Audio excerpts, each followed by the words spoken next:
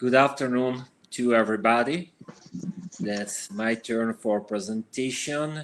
I'm honored to present Roberta Garibaldi, which is also my mentor, but she is an international expert on food tourism. She is a professor at the University of Bergamo, and she is also co-chair and the scientific committee of FoodTreX Research Summit. I would like to leave the speech to Roberta that she's going to present a very interesting research on wine tourism and the impact of COVID-19 on this sector. Thank you, Andrea. Today I'm going to present the preliminary results of the worldwide survey that we as a Wine Tourism International think tank are carrying out to assess the impact of COVID-19 on this important tourism practice.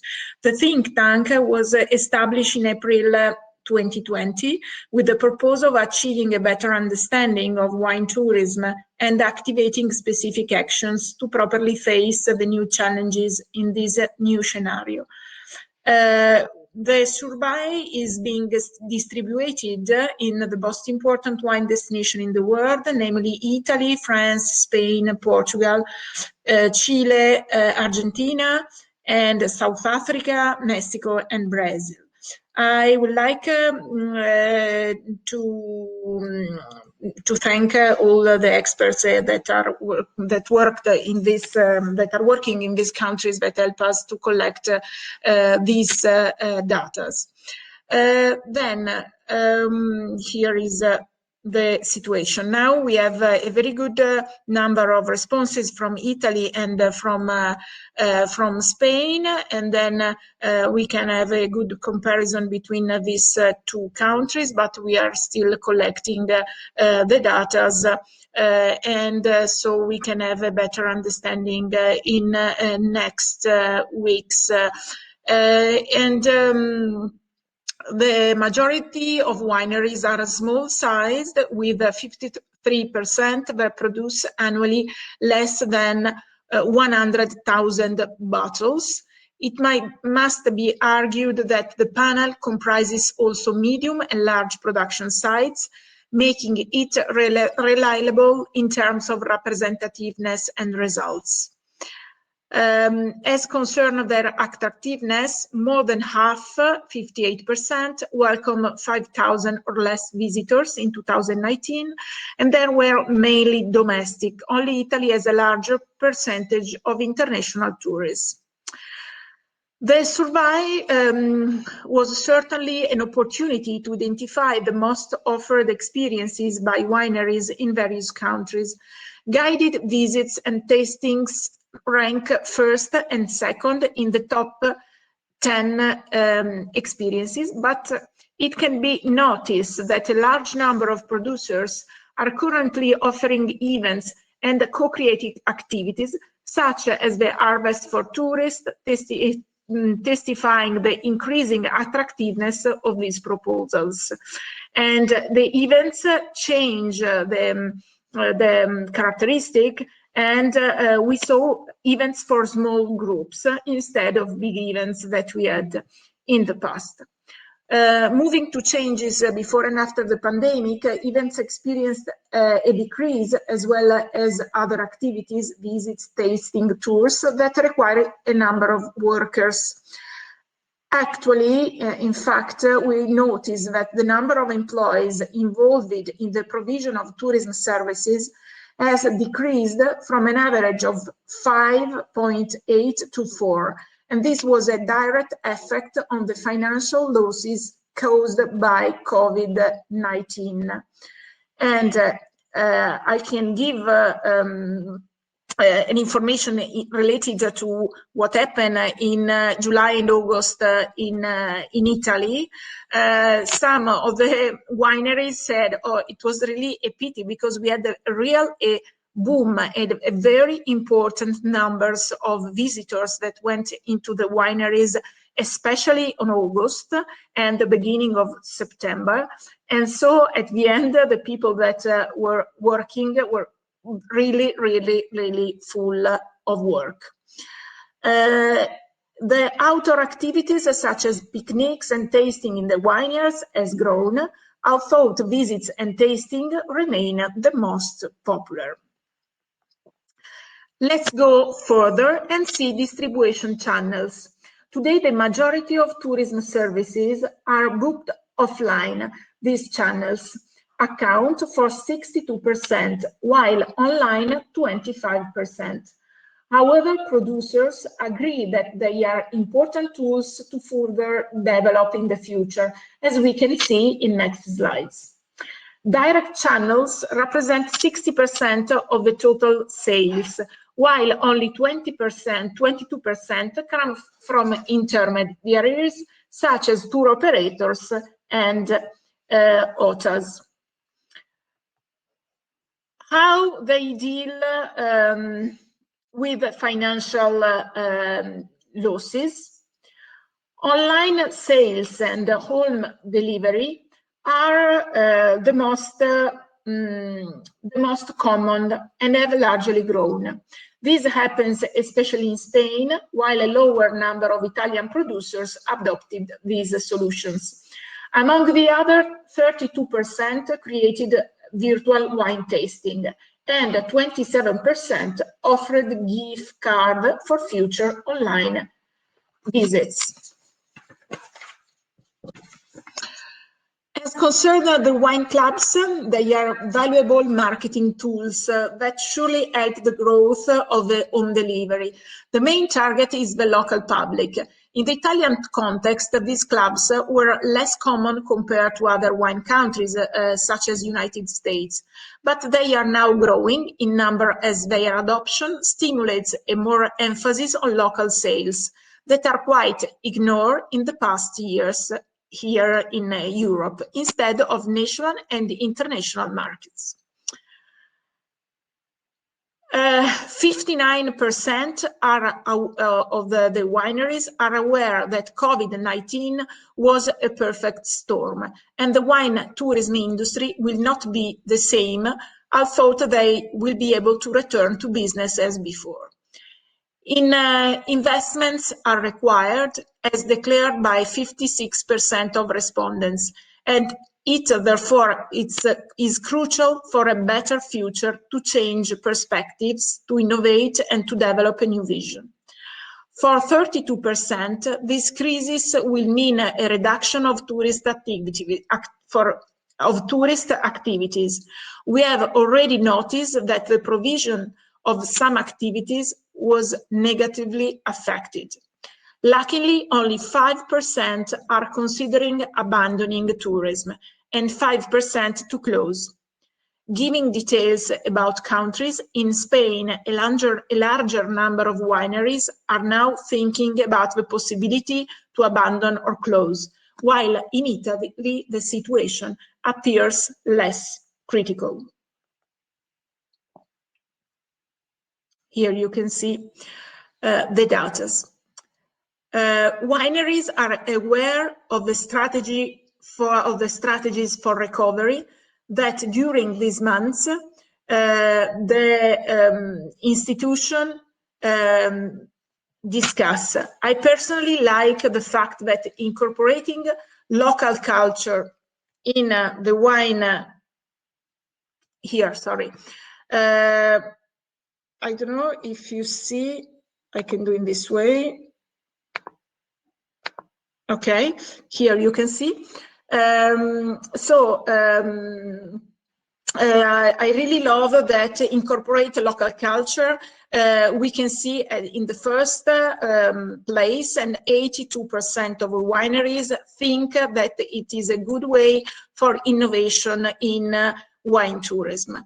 We can see that a lot of wineries know now and think that for the future it's necessary to diversify the experiences, and we analyze that a lot of wineries now offer different kind of experiences. 78% of wineries think that it's important to have an active participation of visitors, and 78% that is important to create a direct relationship with the clients. So we can see that is a very the operators and the stakeholders, they know exactly what they have to do. We can see 77% of the people think that it's important to offer sustainable experience, and 72% that is good to have online reservation system. Not a lot of them have an online reservation system, not a lot of them have a certification about sustainability, but they know exactly what they have to do. And we think that this period in Europe, this long winter will be an opportunity to improve some changes. Wineries are now conscious, but we should understand what are doing and asking to put them in practice, what they need. Not only financial support as grants, assistance for unemployed people, guaranteed loans, but also training activities. Producers have the need to implement their knowledge, be prepared to welcome visitors, and satisfy their need under a new scenario.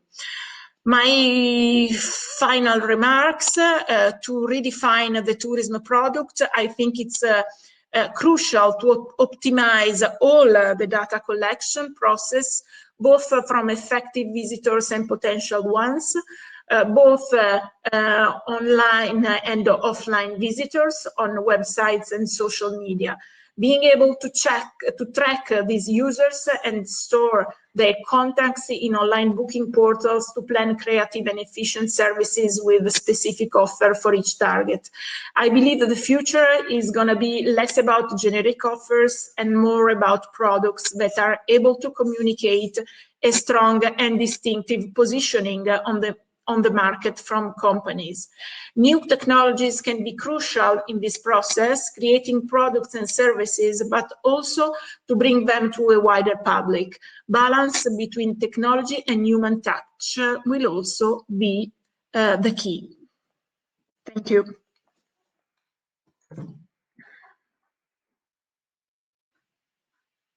For your presentation. Now it is time for question. I think that we can start with the one from Ronaldo. How is wine sales as a whole being impacted by the pandemic, and does that influence the wine tourism? Yes, we had a very important increase in digital sales.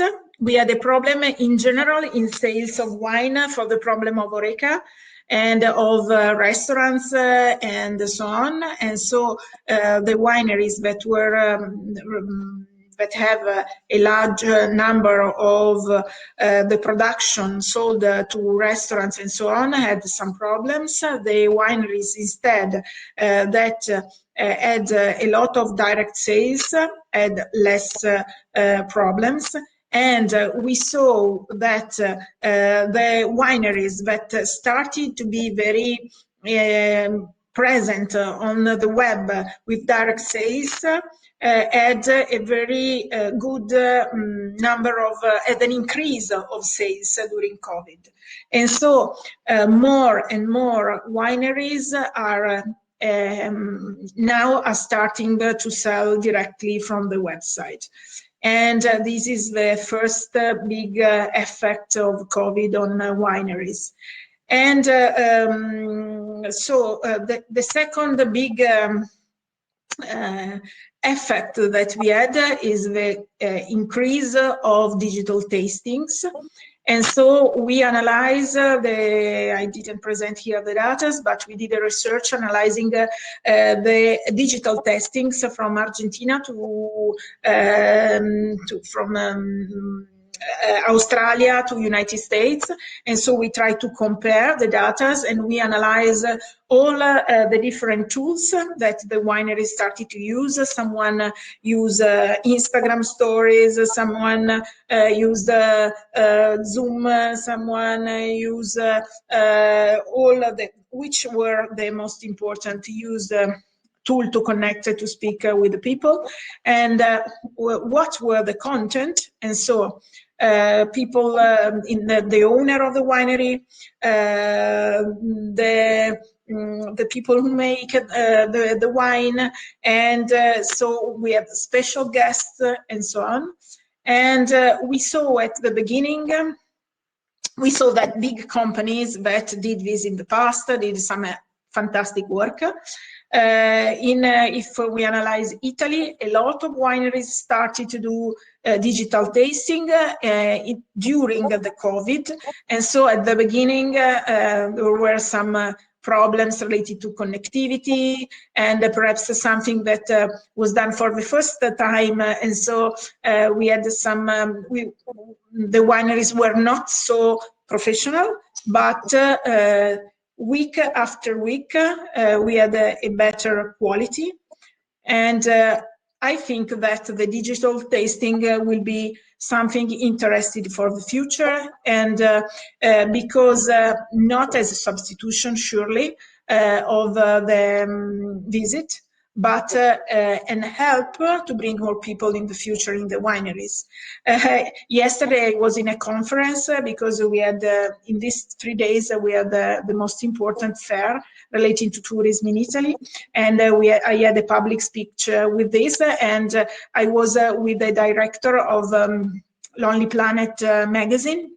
And he said, yes, it's the same. We had, when we present a winery on our magazine, we have the preview of the winery, but this doesn't take something out from the visit. It's something that moves the people to go to the wineries. And so this is something digital that we can offer. And so it's important to create a very good story and a very good storytelling. It's very important to have good quality, good videos, for example. And so we can present the wine, but also show the wineries, show what happened to the grapes. And so we can create something with an important human touch, and something to incentive the people to go to the wineries. And so I think that in the future we can use in a very interesting way the digital tasting.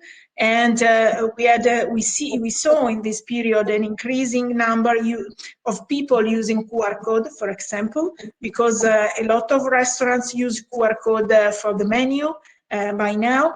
And so I think that more and more people, we can scan a QR code that can be put on a label on a bottle of wine, and see and listen to a story. And so we saw a lot of interesting things that happen related to the digital tasting. For example, we saw music, some wineries that presented a compilation of music in Spotify related to the wine, someone that presented the best films to see in Netflix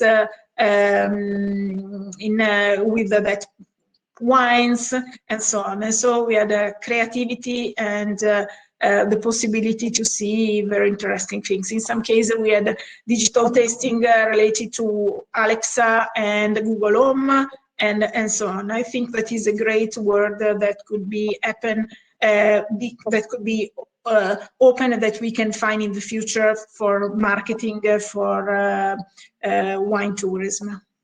Okay, thank you very much, Roberta. Another question from Ronaldo. What's the profile of wine tourists in terms of distance to winery? I mean, how far do they live in general from the wineries? Mm-hmm. So this year we had, in all the countries that we analyzed, we had local tourists, national tourists, and so we have exactly the data related in the questionnaire that were, I have to go to take it, but were, I don't remember, 50% local and 50% national around. And so I can offer something related to this that happened in Italy. A lot of wineries were very, for example, Tuscany, Piedmont, and so on. a lot of wineries were full of people from United States, England, and so on. And so they thought that this could be a very bad year. And because for the number of visitors and for the money from the visitors, because people that come from United States, England, when they come to Italy, they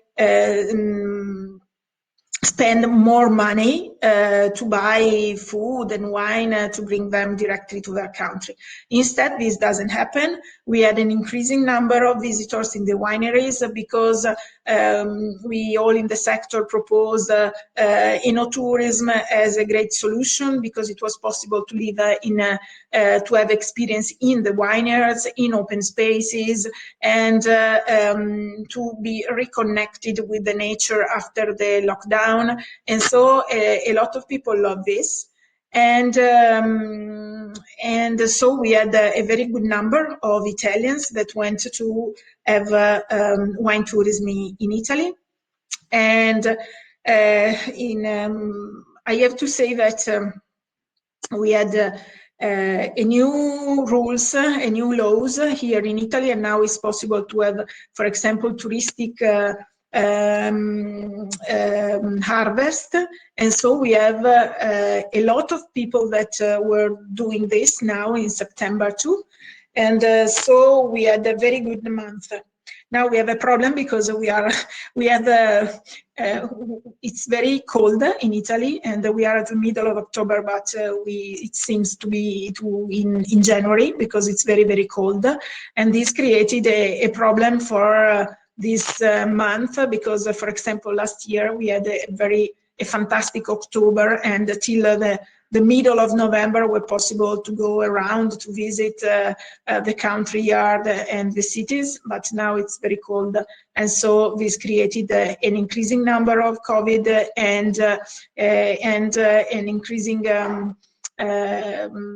we are a little bit afraid now. We have a very low number related to Spain, France, and England, but the numbers are growing, and because we are in winter, and so a lot of people with the cold and the flu, and then they don't know if it's COVID or not. And so the situation is quite difficult. In fact, the tourism operator are saying that the number of reservations are going down. And so I think that will be quite, we'll have difficult months in November and December. Question from Melanie. Do you think the digitalization of experience due to COVID-19 pandemic may also be useful in involving tourists when the weather is such bad like it is happening in Italy now? Mm-hmm. Yes, surely. In fact, now we have to think what to do for the winter, and so digital tasting will be something very interesting, and because we have to improve this kind of experience, but it's important to find a solution to bring the people to the wineries too, and to bring the people to live experiences safely. And so I think that could be important to create experiences for small group, little and small events. For example, tomorrow I will go to a winery with a little group and very interesting activities. It will be in a distance and so on. And for example, there are some wineries that have some app with the phone. It's possible to go to visit the different rooms by yourself, and it could be interesting to have tastings outside, creating some points where it's possible to have hot, because you have hot hair, and so it could be possible to create some places outside, not to be inside of a winery, to have a good experience